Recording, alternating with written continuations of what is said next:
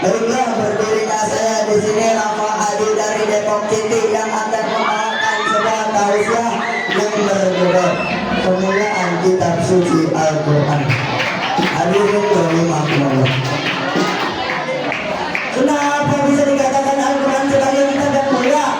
Perlu diketahui karena Al-Quran adalah kalam Allah yang diturunkan kepada Nabi Muhammad SAW melalui perantara malaikat Jibril alaihissalam. Kalam Allah lah sungguh luar biasa, dan orang yang menerimanya pun orang yang mulia di muka bumi ini. Rasul jelas derajatnya para nabi, Sayyidul Makhlukat. Bukan hanya itu, Rasul juga memiliki ketenaran, yakni akhlak yang mulia. Assalamualaikum warahmatullahi wabarakatuh. Hamdan wa syukran ala ni'matillah amma ba'du. Di masa modernisasi ini, ditambah perkembangan zaman, di mana banyaknya gedung-gedung yang mencatar langit, jika lihat di luar sana, banyak sekali manusia-manusia yang sering melakukan kemaksiatan. Masa mudanya penuh dengan kesengsaraan, baik itu pemuda-pemudi, aki-aki, nini-nini, maupun umur yang belum tumbuh. Tapi di zaman sekarang ini, pemuda yang sering melakukan mabok-mabokan di zaman di dalam, tak tahu siang tak tahu malam, pergi bermain dengan teman-teman hingga tak tahu bacaan Al-Quran. Warahmatullahi ta'ala wabarakatuh. Alhamdulillah, alhamdulillah rabbil alamin, bila bayar mana irrasadi amma ba'ar qabulha wa sama-sama saya bismillah ulama. Assalatu wassalamu ala nabiyina habibina Muhammadin sallallahu alaihi faqad Allah ta'ala fi ayatil bayan wa huwa asdaqul qadim. A'udzu billahi minasyaitonir rajim. Bismillahirrahmanirrahim. Wa taqwa wa tahirin azaban muhina wallazina yuhibbuna Allah wa yura'an nas. Wa qala an-nabiy sallallahu alaihi wasallam inna akhlaqal ardi alaikum sirrul aslam. Wa qala ma sirrul aslam ya Rasulullah. Wa qala Umar ya amma ba'du. Baiklah, berdirinya saya di sini akan menutup sebagai saya berjudul Ridho. Ridho di sini bukan ridho yang kita sedang berada di dalam kesulitan. Ridho di sini bukan ridho yang kita sedang datang dalam cobaan, tetapi ridho di sini adalah ridho ria pusat amal yang utuh. Hadirin rahimakumullah, berbicara tentang ria. Ria adalah satu penyakit hati yang bisa menjadi sebagian besar hati manusia, baik dalam beramal maupun dalam perbuatan. Maka orang yang berbuat ria secara terlibat berlawanan dengan yang ada di dalam hatinya. Hatinya kotor dan yang berbuat buruk karena melakukan amal perbuatan yang baik tanpa didasari dengan hati yang ikhlas. Alhamdulillahilladzi hadana li hadza wa ma kunna linahtadiya lawla an hadana. Asyhadu an la ilaha illallah wa asyhadu anna Muhammadar Rasulullah. Qad qala Allah ta'ala fi ayatil Qur'anil Karim wa huwa al-qail. A'udzu billahi minasy syaithanir rajim. Bismillahirrahmanirrahim. Fawailul lil musallin alladzina hum an salatihim sahun. Allah yasbiqul rajim.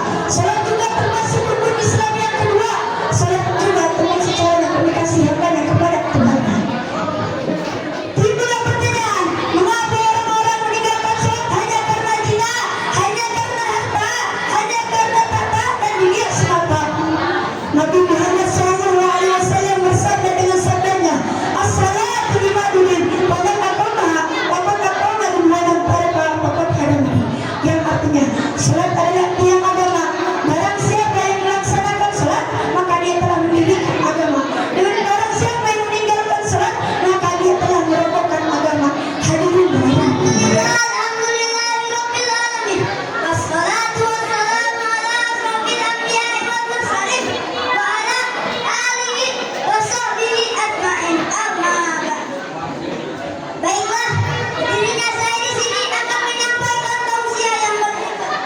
Kemuliaan kitab suci Al-Quran. Hadirin rahimakumullah. Timbul pertanyaan, mengapa Al-Quran disebut kitab yang mulia? Karena Al-Quran adalah kalam Allah yang diturunkan kepada Nabi Muhammad melalui perantaran malaikat Jibril. Allah telah menjamin bagi siapa saja yang membaca Al-Quran dan mengamalkan segala isi-isinya, maka Allah akan menjamin bagi siapa saja yang membaca dan mengamalkan isi-isinya, maka ia tidak akan tersesat di dunia dan tidak akan celaka pula di akhirat. Sebagaimana Allah Subhanahu wa taala berfirman dalam surat At-Taha ayat 123. A'udzu billahi minasyaitonir rajim. Bismillahirrahmanirrahim. Faman ittaba'a hudahu fala yadhillu wa la yashqa. Yang artinya, barang siapa yang mengikuti petunjukku maka ia tidak akan tersesat di dunia maupun di akhirat. Assalamualaikum warahmatullahi wabarakatuh.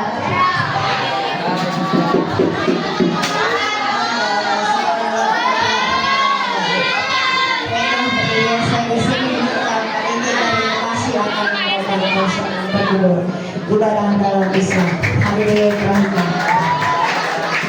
Ketika manusia dilahirkan ke alam dunia ini, pasti mereka akan mendapatkan kode dan kodar yang berbeda-beda. Seperti halnya ada yang dilahirkan ke alam dunia ini, pasti ada yang berbeda-beda. Ada yang Kristen, Hindu, Buddha, dan Islam. Tiap agama pasti diperintahkan untuk beribadah. Seperti halnya kita selaku umat Muslim diperintahkan oleh Allah SWT untuk padanya. Warahmatullahi taala wabarakatuh. Alhamdulillahilladzi tafarrajana ila dzikri wal nabiyyin. Asyhadu an la ilaha illallah wa asyhadu anna Muhammadar Rasulullah. Allahumma shalli ala sayyidina Muhammad wa ala ali sayyidina Muhammad. Amma ba'du. Berdirinya saya di sini, 5 dari kedai tiga akan membawakan tausiah yang berjudul utama menuntut ilmu. Hadirin rahimakumullah. Karena kita lihat di luar sana orang pemuda yang menyibukkan dirinya untuk hal yang tidak berguna dengan nasibnya dari Tuhan bukan kemaksiatan hingga mereka berpengaruh kepada Tuhan dan masa depan. Waktu muda mereka ada di kafe itu kesenangan, nongkrong di pinggir jalan, minum-minum menjadikan kewajiban. Yang generasi muda seperti itu zaman sekarang, padahal jika kita lihat dan cermati di dunia era globalisasi yang semakin hari semakin pelit, di mana manusia berada benci hanya untuk hal-hal yang pasti. Warahmatullahi wabarakatuh. Alhamdulillah,